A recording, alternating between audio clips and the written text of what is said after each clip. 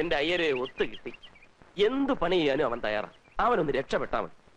എന്തും കൊടുക്കാൻ ഞാനും തയ്യാറാ. ആ ചെറിയാന്റെയും പിഷാരടിയുടെയും കയ്യിൽ നിന്ന് ഒന്ന് രക്ഷപ്പെട്ടാ മതി. രാവിലെ ഇവിടെ കുത്തിയിരുന്ന് ജാതകം വായിക്കാതെ എന്നെ ഒന്നും സഹായിക്കും. നിങ്ങൾക്കൊക്കെ ദോശ വിട്ട് തീർക്കാനുള്ളതല്ല എന്റെ ജീവിതം. എന്നാര് പറഞ്ഞു? തൽക്കാലം ഞങ്ങൾക്ക് വേണ്ടി ദോശ ഇടുക എന്നുള്ളതാണ് നിന്റെ കർമ്മം, ജാതക യോഗം. ദോശ ഇരുന്ന് അടുക്കളയോട്ടിൽ അവിടെ കിടന്ന് കഴിയട്ടെ. അതാണ് നമ്മുടെ വീട്. നീ നേരെ അടുക്കളയിലോട്ട് എന്നൊരു ചായ ഇട്ടോ. ആ അവിടെ ഇരിക്കുന്ന ആരെയും മൈൻഡ് ചെയ്യണ്ട.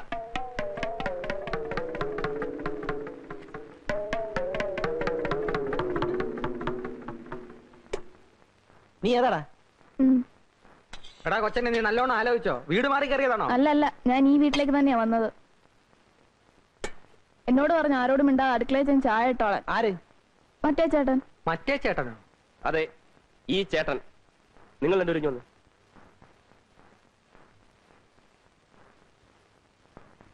ദേ, ഒരു കാര്യം ഞാൻ പറഞ്ഞേക്കാം. ഇനിയെങ്കിലും ഈ വീട്ടിൽ സമാധാനം വേണം. ഇന്നു മുതൽ അടുക്കള കാര്യമല്ല അവൻ നോക്കിക്കൊള്ളു. ചാപ്പാട് സമയത്ത് രണ്ടുപേരും വാ എന്ന് തുറന്നു കൊടുത്താൽ മതി. അവനോട് അധികം വർത്തമാനമൊന്നും വേണ്ട. നീ എന്ത് വർത്തമാനായി പറയുന്നത്? അത് കൊള്ളാം. അപ്പൊ ഞങ്ങളൊക്കെ വെറും ഓച്ചന്മാരോ?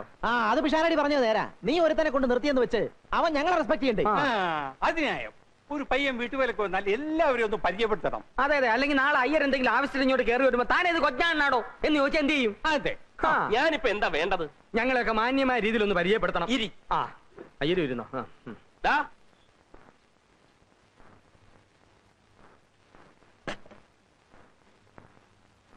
ഇന്നു മുതൽ നിനക്ക് 3 ചേട്ടന്മാരാണുള്ളത്. 3 അല്ല 4. 3 ചേട്ടന്മാരും ഒരപ്പൂപ്പനും. എല്ലാവരെയും നീ ഒരുപോലെ കാണണം, സ്നേഹിക്കണം, അനുസരിക്കണം. എന്താണ് അതിന്റെ പേര്? രാംകുമാർ ചെങ്ങമനാട്. നീ ചെങ്ങമനാട് മൊത്തം മേടിച്ചോ? അല്ലേലും രാംകുമാർ എന്നൊക്കെ വിളിക്കാൻ വലിയ പാടാ. വല്ല IAS ഓഫീസറെയും വിളിക്കുവാന്ന്. നമുക്കിവനെ രാമാന്ന് വിളിക്കാം. വിളിക്കാനൊരു സുഖമുണ്ട്, പുണ്യവും കിട്ടും. രാമ രാമ. അത് മതി. എന്താടാ എന്റെ നക്ഷത്രം? ചിത്തിര. എന്താ?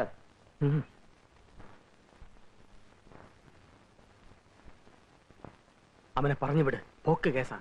ചിത്തിര നക്ഷത്രം, അക്കുടി നാശം, സ്ഥാനഭ്രംശ, ധനക്ഷയൻ, അഖില ശരീര അസ്വാസ്ഥ്യ ദുഃഖാന്തിത. താൻ തന്നെ പാട് നോക്ക്, ഒരു കുഴപ്പമില്ല. നീ ഒന്നേ, നീ അവന്റെ ചെവി ശ്രദ്ധിച്ചോ?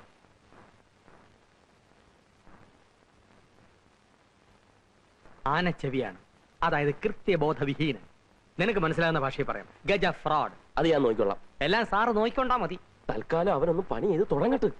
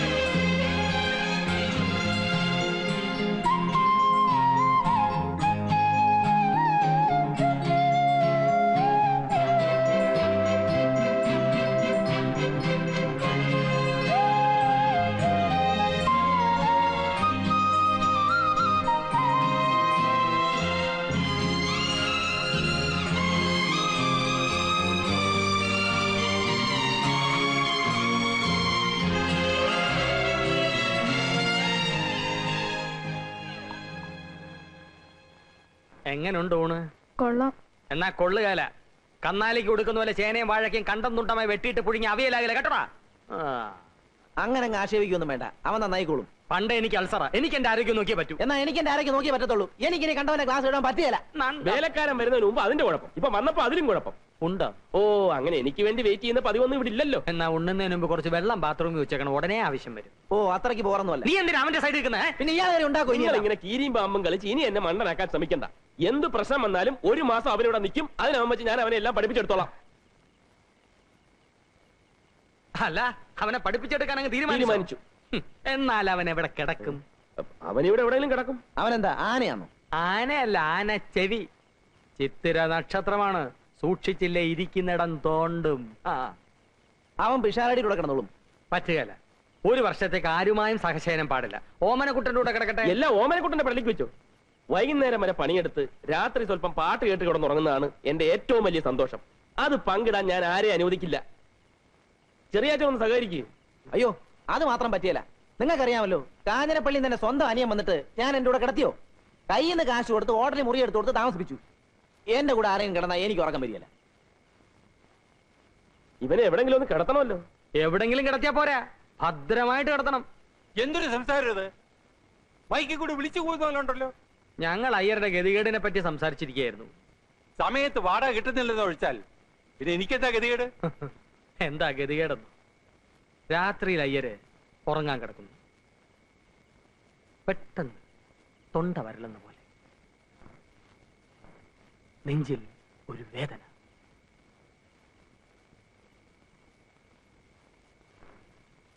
സംഭവിക്കാൻ വേണ്ടി പറയുന്നതല്ല. അയ്യർ കാലിയാകാൻ പോകുന്നു. 1 ഗ്ലാസ് വെള്ളം വേണം. എന്ത് ചെയ്യും? ഞാൻ പറഞ്ഞു ശരിയല്ലോ ഓമനക്കുട്ടാ? ശരിയാണോന്ന് ചോദിച്ചാ അങ്ങനെ സംഭവിക്കാവുന്നതേ ഉള്ളൂ. പക്ഷേ നമ്മൾ 3 പേരും ഉള്ളപ്പോ അങ്ങനെ സംഭവിക്കാൻ പാടില്ല. അതുകൊണ്ടാ ഞാൻ നേരത്തെ പറഞ്ഞേ. ഉടനെ നിങ്ങൾ എന്നെ കടിച്ചിറാൻ വന്നില്ലേ? രാമ,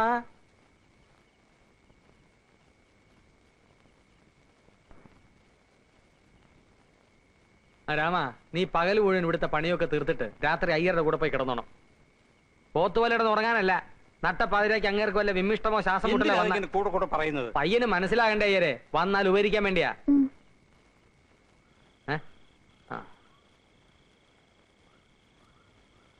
പിഷാരടി, നിങ്ങളല്ലേ പറഞ്ഞത് അവൻ ആനച്ചെവിയാണ്, സൂക്ഷിക്കണം.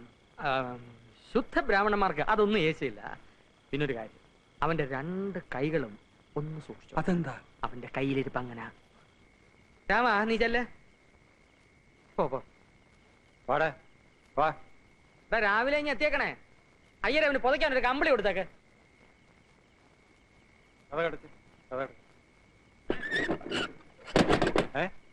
എന്താ ഇത്? എന്താടപ്പാ നീ അടച്ച്?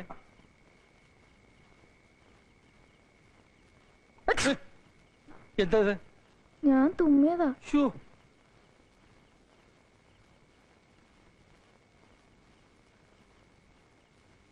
നിന്റെ കൈ എവിടെ?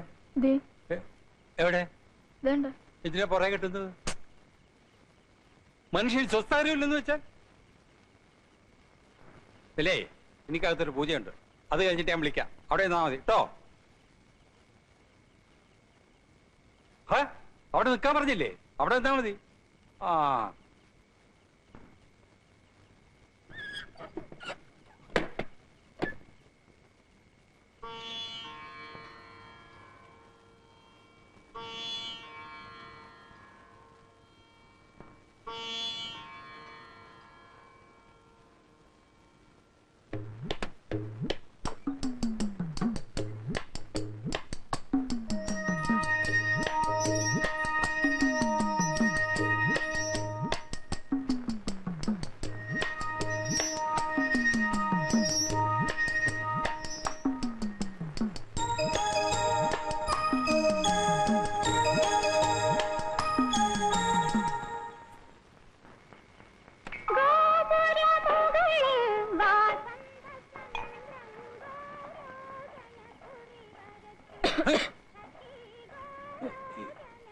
എന്താ? ഞാൻ ചുമച്ചതാ. ഓ, ഉറങ്ങുമ്പോഴും സ്വത്ത് തരരുത്.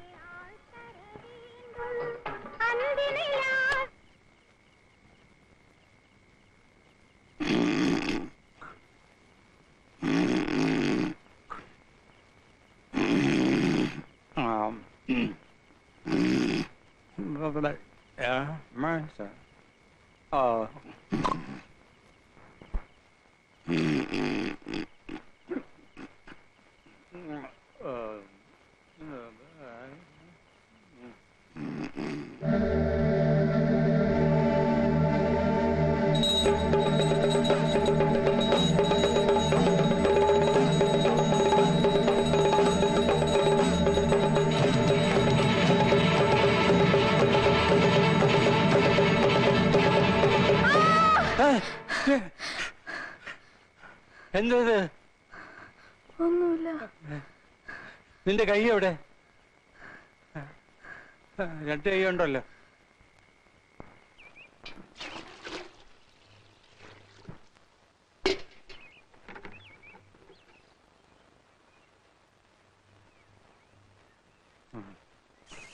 ഞാൻ ഇവനെ പറ്റി പറഞ്ഞപ്പോ ആർക്കും വിശ്വാസമായില്ല. ദേ ഒറ്റ രാത്രി കൊണ്ട് അയ്യർ ഈ പരുവത്തിലായില്ലേ? പിഷാരുടെ അല്ലേ പറഞ്ഞത് ശുദ്ധ ബ്രാഹ്മണി ഇതൊന്നും ഏൽക്കില്ലെന്ന്? ശുദ്ധ ബ്രാഹ്മണൻ അതൊന്നും യേശുവില്ല. അയ്യർ അതല്ല എന്നുള്ള ഇപ്പൊ മനസ്സിലായല്ലോ. ഈ നിമിഷം അവനെ ഇവിടുന്ന് പറഞ്ഞു വിടുന്നതാണ് ബുദ്ധി. അവനെ പറഞ്ഞു ഇവിടെ അയ്യാക്ക് ഇത്ര ധൃതി എന്തുവാ? ആരും ധൃതി വെച്ചിട്ട് കാര്യമില്ല. ഒരു മാസം അവൻ ഇവിടെ നിൽക്കും. അപ്പൊ കിടപ്പ് വീണ്ടും പ്രശ്നമാകും. പ്രശ്നമാകില്ല. നറുക്കിട്ടെടുക്കാം. ദാ നമ്മുടെ 3 പേരുടെ പേരും ഇതിനകത്തുണ്ട്. അയ്യരെടുക്കട്ടെ. ആരുടെ പേര് വരുന്നോ ഒരു മാസം അവൻ അയാളുടെ മുറിയിൽ കഴിയും. നറുക്കെടുപ്പൊന്നും പറ്റത്തില്ല. അതെന്താ? ഇവൻ ഇതിനകത്ത് നമ്മുടെ രണ്ടുപേരുടെയും പേര് മാത്രം എഴുതിയിട്ട് കാണൂ. അത് ശരിയാ. ഒന്ന് വിശ്വസിക്കണേ. എന്റെ പേര് വേണ്ടട്ടോ. അയ്യരെ പേരൊന്നും എഴുതിയിട്ടില്ല. അവിടെ ചുമ്മാ ഉണ്ട്. വിശ്വാസമായല്ലോ. കുലുക്കാവല്ല.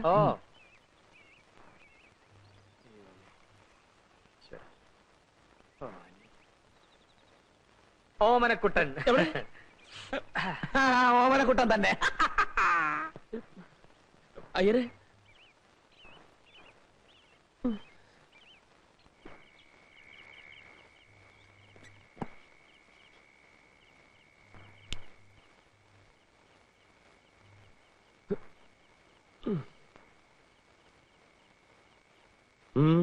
ഉറങ്ങണം.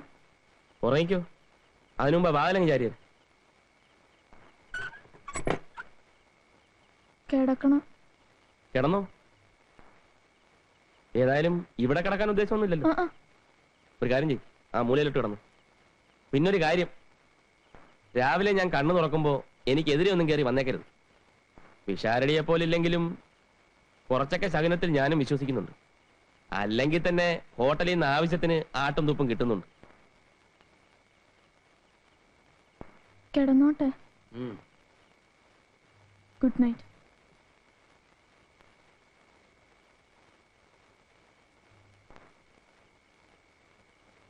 പാട്ട് ഇഷ്ടമാണോ? ഇഷ്ടമല്ലെങ്കിലും ഞാൻ ഉറക്കം വെക്കും. സഹിച്ചോണം. Good night.